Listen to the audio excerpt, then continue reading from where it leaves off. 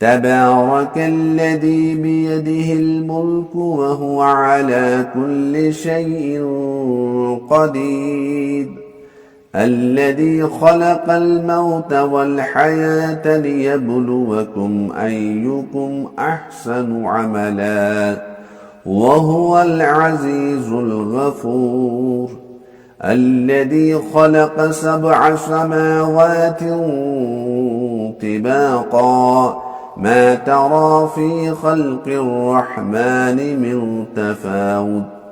فارجع البصر هل ترى من فطور ثم ارجع البصر كرتين ينقلب إليك البصر خاسعا وهو حسير ولقد زينا السماء الدنيا بمصابيح وجعلناها رجوما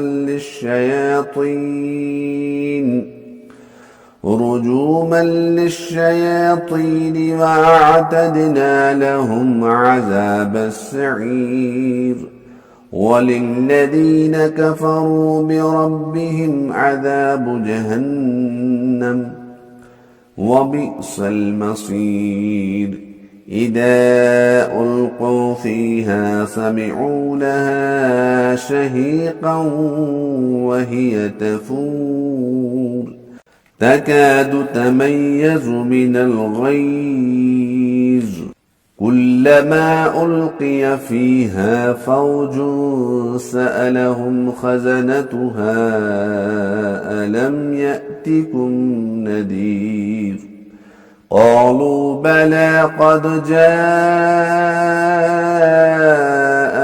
نذير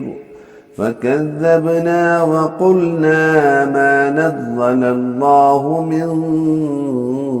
شيء إن أنتم إلا في ضلال كبير